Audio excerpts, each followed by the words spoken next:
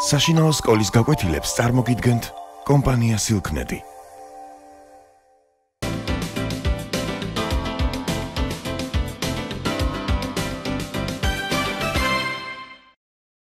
მოგესალმებით. ჩვენი საუბრის თემაა გოდერძი ჩოხელის შესანიშნავი მოთხრობა წერილი ნაძვებს. გოდერძი ჩოხელი არა მხოლოდ პროზაიკოსია, არამედ პოეტიც, კინორეჟისორიც. მან გამოსცა კრებულები, პოეტური კრებულებიც, პროზაული კრებულებიც, რომანებიც ცალკე. მე შეგახსენებთ მათ, ეს არის პირველი გამოცემა იყო 1980 წელს წერილი ნაძვებს, სწორედ ამ მოთხრობის სათაური გამოიტანა კრებულის სახელწოდებად. შემდეგ შემინახე დედაო მიწავ, თევზის წერილები, მგელი, ბედიმდევარი, ბინდისფერი ხეობა და სხვა. აღსანიშნავია, რომ გოდერძი ჩოხელი საკუთარი სცენარების მიხედვით იღებდა კინოფილმებსაც. მათ შორის ამ მოთხრობის მიხედვით გადაიღო არაჩვეულებრივი ფილმი წერილი ნაძვებს. ამავე დროს მისი ფილმებია ადგილის დედა, ბაკურხეველი ხევსური, ლუკას სახარება, აღდგომა, მიწის მზომელები, ადამიანთა სევდა, მეკლე, ცოდვის შვილები, სამოთხის გვრიტები, მიჯაჭვული რაინდები, სიყვარულის ცეცხლი. უნდა აღვნიშნოთ, რომ საერთაშორისო კინოფესტივალებზე არაერთხელ მიიღეს ამ ფილმებმა პრიზები. ასე რომ გოდერძი ჩოხელს როგორც კინორეჟისორს ჰქონდა საერთაშორისო აღიარებაც. გოდერძი ჩოხელი დაიბადა გუდამაყარში, ერთ პატარა სოფელში, ჩოხში. და სწორედ ეს გუდამაყარში მიღებული ბავშვობის დროინდელი შთაბეჭდილებები ასაზრდოებენ მის შემოქმედებას. იგი წერს ერთგან, რომ გუდამაყარში მოსიარულე ცოცხალ მოთხრობებზე ვწერ. იმათი სულის ბინდისფერი ხეობიდან გამომაქვს სიკეთე და მომავლის ნათელში ვფენ.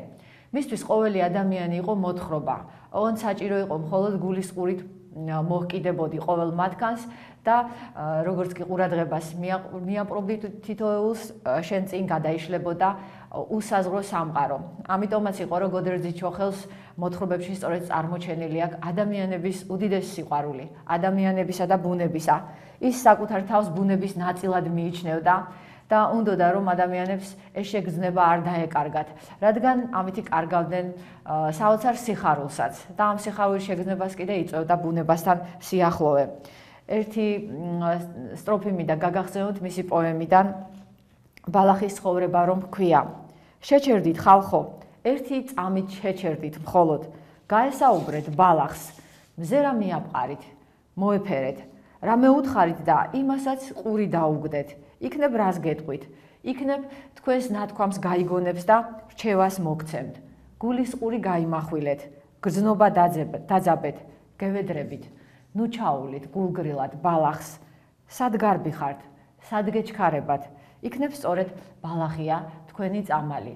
მართლაც არაჩვეულებრივი სტრიქონებია, რომლებშიც ჩანს ბუნების ძალიან დიდი სიყვარული და რა თქმა უნდა, ეს ყოველივე ეხმიანება ვაჟა-ფშაველას შემოქმედებას. უპირველეს ყოვლისა, რა თქმა უნდა, გვახსენდება მინდია გველის მჭამელი, ხო, რომელსაც ძალიან კარგად ესმოდა ბუნების ენა, რომელიც ამბობდა, რომ ყველაფერს აქვს სული, თავარია ადამიანმა გულის ყური გაიმახვილოს და სამყარო შეხედოს, არა მხოლოდ ჩვეულებრივი თვალებით, არამედ გულის თვალებითა და სულის თვალებით.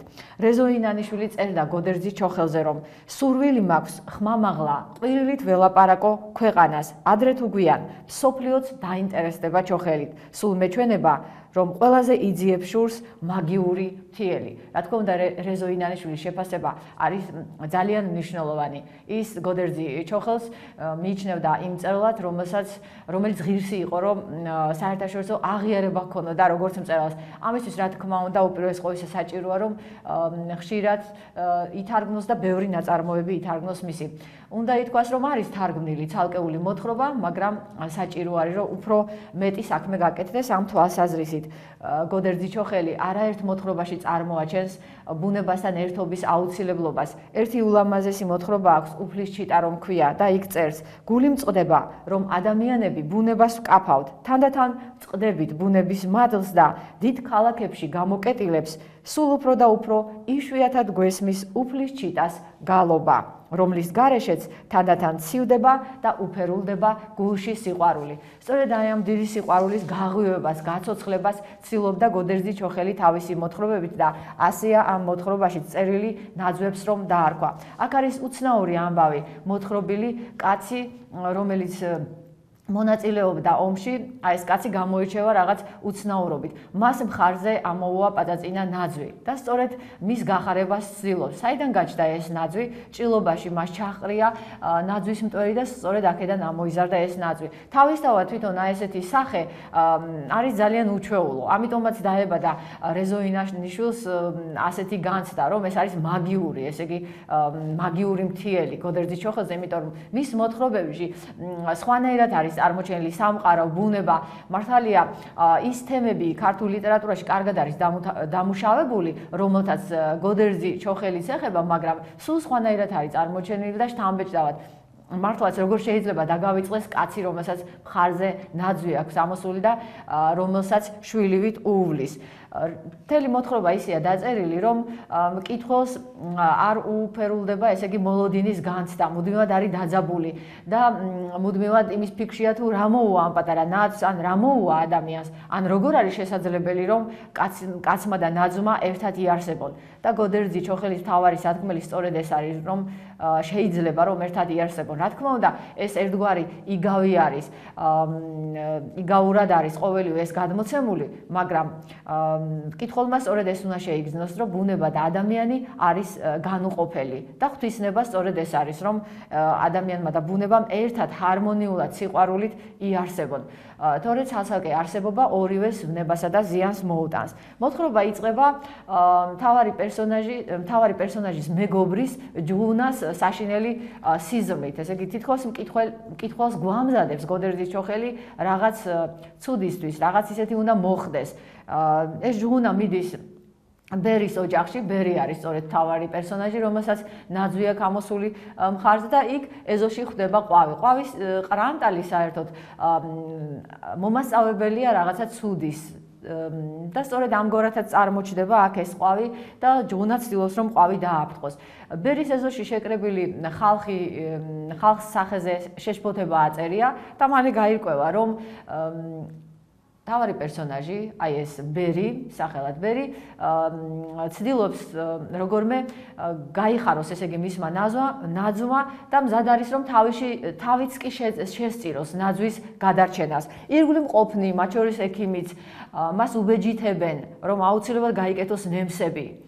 ეს ნემსები მისთვის არის საჭირო, იმიტომ რომ გულში რაღაცის შეგრძნება აქვს, ესე იგი ცუდად ხდება წარამარა და გულის ტკივა, მაგრამ თუ ნემსებს გაიკეთებს, გახმება ნაძვი. არადა მას ეს ნაძვი მიაჩნია ღვთისწყალობად. ის ასეც ეუბნება ერთ პერსონაჟს, რომ მე არ ამყავს შვილი, მაგრამ ღმერთმა შვილივით მარგუნა ეს ნაძვი და ჩემი ვალია რომ მას ასე მოუარო. და გოდერძი ჩოხელის სათქმელი ესეც არის, რომ ბუნებასა და ადამიანს შორის იყოს ასეთი მშობლიური დამოკიდებულება. ადამიანმა მშობლადაც უნდა იგრძნოს ბუნების მშობლადაც თავი იმ თვალსაზრისით, რომ უპატრონოს და მოუაროს და ამავე დროს შვილადაც უნდა იგრძნოს თავი და ამ შემთხვევაშიც მისი უპირველესი საზრუნავი სწორედ მშობელზე ზრუნვა უნდა იყოს. აქ ძალიან კარგად წარმოჩნდება ერთი მხრივ ბერი, რომელიც რაღაცნაირად გამოეყოფა სოფლელებს, ადამიანებს, იმიტომ რომ ის სოფლელები სხვანაირად ფიქრობენ. მათ არ შეუძლიათ ამგვარ რამესთან შეგუება. მათთვის წარმოუდგენელია ამგვარი სიყვარული, როგორიც აქვს ბერს ამ ნაძვის მიმართ. მაგალითად ბერი მიწურ სახლში ცხოვრობს, სოფელში ასეთი სახლები იყო და ამოთხრის მიწას და შიგ ჩააწყობს ფეხებს და წყალს ისხამს ფეხებზე. ეს რა თქმა უნდა მიუღებელი არის გარშემო მყოფთათვის, ისინი ეუბნებიან რომ გაცივდები, ავად გახდები, მოკვდები, მაგრამ ბერისთვის მთავარი ის არის რომ სამაგიეროდ ეს წყალი იქნება მაცოცხლებელი აი ამ ნაძვისათვის. აქ საინტერესოა პერსონაჟი გეოგრაფიის მასწავლებელი, რომელიც რა თქმა უნდა სხვაგვარად უყურებს ყოველივეს და მათ შორის აი ამასაც. მას არაფრის არ სჯერა, რაც თქვათ, ცდით არ დასტურდება და ამიტომაც გაოცებას გამოხატავს, რომ მე არაფრით არ შემიძლია დავიჯერო ეს ამბავი, რომ კაცს აქვს ნაძვი ამოსული. თუმცა პირდაპირ ხედავს აი ამ რეალობას, რომ კაცს მართლაც ნაძვი აქვს ხარზე ამოსული და ცდილობს, რომ რაღაცნაირად მეცნიერულად დაამტკიცოს, ასე ვთქვათ, თავის წარმოდგენაში, გაარკვიოს ეს ყოველივე, მაგრამ რა თქმა უნდა, ამის გარკვევა არის შეუძლებელი, იმიტომ რომ ეს არის სასწაულებრივი რაღაც. სასწაულია ფაქტობრივად ღვთისაგან მოვლენილი იმისათვის, რომ მიძინებული ადამიანების გონება გამოაფხიზლოს და ისინი სულ სხვანაირად დააფიქროს, სულ სხვანაირად გაახედოს ადამიანები ბუნებისაკენ. ბერი ისეთი სიფრთხილით ეკიდება ამ ნაძვის ხეს, რომ ყველას უშლის სიგარეტის მოწევას, იმიტომ რომ მისმა ბოლმა შეიძლება ნაძვის ხეს ავნოს. ბერი არის დაფიქრებული ძალიან იმაზე, თუ რა გზა შეიძლება გამონახოს, როგორ შეიძლება უშველოს ნაძვს და რა თქმა უნდა, მის წარმოსახვაში მაშინვე წამოტივტივდება ხსნის ერთი ასეთი გზაც, რომ წავიდეს ბორჯომში, სადაც ბევრი ნაძვია. იმიტომ რომ აქ მის სოფელში საერთოდ არ არიან ნაძვები და თითქოს ხეებიც კი უცხოობენ, როდესაც გადის ხოლმე ტყეში. ამიტომაც რა თქმა უნდა, მიმართა კოლმეურნეობის თავმჯდომარეს, მაშინ კოლმეურნეობები იყო და სთხოვა საგზური. რა თქმა უნდა, მან ძალიან გაიოცა და არა მხოლოდ გაიოცა ეს ამბავი, რომ საგზურს სთხოვდა, იმიტომ რომ ნაძვი, ესე იგი, წაეყვანა და ბორჯომის ნაზვნაში გაესეირნებინა, რათა ის გამოკეთებულიყო და ტანი აეყარა. არა მხოლოდ გაოცებული, არამედ გაბრაზებულიც არის. ის დასცინის კიდევაც ბერს ეუბნება, რომ ხმება ისე მეუბნები თითქოს ძალიან მნიშვნელოვანი იყოს ვინმესთვის მაგხის გახმობაო. გამიხსენი ახლა აქ სატყეულ მეურნეობა, გაიშენე ზურგზე ტყე, გაურიე შიგ პანტა, ვაშლი, მსხალი, ზღმარტი, გაამრავლე მერე ნადირი, შემოგესევიან მონადირეები, ტყის მჭრელები, ნუ მომასვენებ მერე მომთხოვე მეტყეები, დაუნიშნოთ იმათ ხელფასი და ასე შემდეგ. ესე იგი, მისი მსჯელობა არის აბსურდული. ის ძალიან პრაგმატული ადამიანია, რა თქმა უნდა, და ყოველივეს აესე უყურებს, რაც სასარგებლო არ არის მისთვის, ასე ვთქვათ, ადამიანის ცხოვრებისთვის, ყველაფერი არის მიუღებელი და რა სარგებლობა შეიძლება მოუტანოს ადამიანს ხემ, რომელიც არის მის ხარზე ამოსული და რომელიც მის სასიცოცხლო ძალებს ისრუტავს. სხვათა შორის ამ თვალსაზრისით საინტერესო არის სოფლელი მეტყევეც, რომელიც ბერს ეუბნება იმ ღმერთისაც ვერაფერი გამეგება, რაღა ნაძვი ამოგივიდა მხარზე, ბლისხე მაინც ამოხსლო და რომ ხანდახან პირს გავისველებდიო. თუმცა ის მეტყევე მაინც რაღაცას სამომავლოს გამოსარჩენს გეგმავს. მე გავიგე რომ გირჩები კუჭის ტკივილს შველიან და აი პირველი გირჩები როცა ამოუაშენს ნაძვის ხეს, მე მომეციო. აი ამგვარი არის ადამიანების დამოკიდებულება, ხოლო ბერისთვის კი მთავარია რომ ნაძვა იარსებოს, ნაძვმა იცოცხლოს და როდესაც ერთ-ერთი პერსონაჟი ამბობს, რომ ეს როგორ შეიძლება, რომ შენში ღმერთს კლავ ამით, როდესაც მზადახარო შენი სიცოცხლე გასწიროო და ბერი ეუბნება, რომ განა ნაძვი კი ცოცხალი არ არის და ამით იმას მიანიშნებს, რომ ნაძვსაც აქვს სული და ნაძვსაც აქვს ასე უფლება ისევე გაიხაროს ამ სამყაროში, როგორც ადამიანმა. როგორღაც მოახერხებს ბერი დამოუკიდებლად წასვლას ბორჯომში, იქ მართლაც თვითონაც გახარებულია და ხე არის უპირველეს ყოვლისა ნაძვისა გახარებული, ტანს აიყრის, იმიტომ რომ თავის ასე ვთქვათ მოძმეებში არის. აქ არ არის გადმოცემული რას ელაპარაკებენ ნაძვები ერთმანეთს, მაგრამ ჩვენ გრძნობთ, რომ ისინი მართლაც ესაუბრებიან ერთმანეთს და მართლაც გახარებულია ეს პატარა ნაძვი, რომელიც ძალიან ჩქარა დიდი ხე გახდება. თუმცა ბერს როგორც ჩვეულებრივ ადამიანს თავისი სოფელი მოენატრება და დაბრუნდება. მაგრამ დაბრუნდება მხოლოდ იმიტომ, რომ მის ნაცს უკვე აღარაფერი ემუქრება. ის არის ტანაშოლტილი და ის უკვე იმდენი ძალა აქვს მას, რომ ვეღარაფერი ვეღარ დაემუქრება და აღარ გახმება იგი. და საკუთარი სოფლიდან ბერი წერს წერილს ბორჯომის ტყის ნაძვებს. ეს არის ძალიან მთავარი და ძალიან მნიშვნელოვანი ეს წერილი, ამ წერილში გადმოცემული განცდები, რომელიც აქვს ამ ბერს და ამიტომაც უწოდა ჩოხელმა ამ მოთხრობას წერილი ნაძვებს და რა თქმა უნდა ეს წერილი კიდე ერთგვარი შუამავალია, ხომ, ადამიანებსა და ბუნებას შორის და კიდევ ერთხელ გავიმეორებთ, რომ თავარი სწორედ ეს არის, რომ ადამიანებსა და ბუნებას შორის უნდა მოციქული იყოს ერთადერთი გული, რომელიც სავსე იქნება სიყვარულით. ერთი სიტყვით ბერი წერს ნაძვებს წერილებს, სადაც უამბობს ამბავს და აქ ისეთნაირად არის გადმოცემული ეს ამბები, ეს არის არა მხოლოდ მისი საკუთარი, არამედ ნაძვის ხის ამბებიც და მისი თავგადასავალიც, თუ რას განიცდის, როგორ ფიქრობს, მაგალითად აქ უყვება იმის შესახებ, რომ ნაძვს ტყეში ერთი ვერხვის ხე შეუყვარდა და ისე ძალიან უყვარს ამ ხესთან ერთად ყოფნა, რომ ბერის ცოლი ეჭვიანობს კიდევაც და ეშინია. ბერს რომ ცოლმა ვინმე არ დაიქირაოს და ეს ვერხვი არ მოაჭრევინოს. ამავე დროს აქ აღწერს თქვათ როგორ სხდებიან ნაძვის ხის ტოტებზე ჩიტები, როგორ გამოხატავენ თავიანთ სიხარულს და მნიშვნელოვანია ის რომ დედამიწას აღიქვამს ბერი როგორც ცოცხალ ორგანიზმს, რომ მიწის გულიდან მას საოცარი ხმები მოესმის, რომ ხედავს როგორ გამოდიან მიწიდან ჩრდილები და როგორ უბრუნდებიან მას უკან. ღმერთი არის ასეთი კითხვა დასმული, მე მწამს ღმერთი, რადგან მწამს დედამიწა და რა კი ჩვენ ყველანი დედამიწის ნაწილი ვართ. ალბათ დედამიწაც ასევე ღმერთის ნაწილი არის.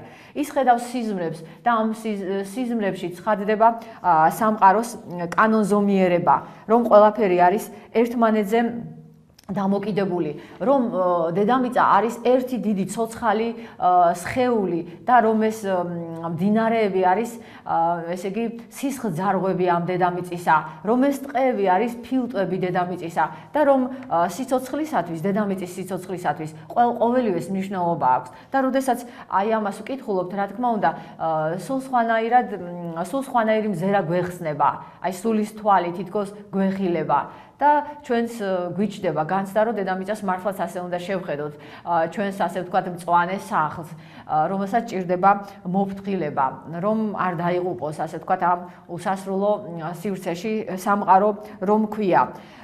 ერთვენიერ დღეს ბერი გადის ტყეში, ის გრძნობს შინაგანად რაღაც სიახლეს, რომელიც ჯერ ვერ გაუცნობიერებია, მაგრამ ის ხვდება, რომ მისი ადამიანური სიცოცხლე დასასრულს უახლოვდება, მაგრამ სამაგეროდ იწყება ახალი სიცოცხლე ბუნებასთან ერთად. ის ღამით გადის სახლიდან, რათა არავინ არ შეამჩნიოს, გადის ესე იგი ტყეში, ირჩევს თავის საყვარელ ადგილს, შემდეგ ღრმა ორმოს ამოთხრის, შიგ ჩადგება, მიწას დაიყრის და ჩაიტკეპნის. იდგა ასე და ბოლო აბზაცები ასეთია მოთხრობისა, ძალიან შთამბეჭდავი. უკანასკნელი, რაც ბერმა იგრძნო, ის იყო თუ როგორ შეავსო ორმა სხეულმა ერთიმთლიანი და გახდა ერთსახე, რომელიც წვრილი ფესვებით საოცარი სისწრაფით ჩაებღაუჭა მიწას.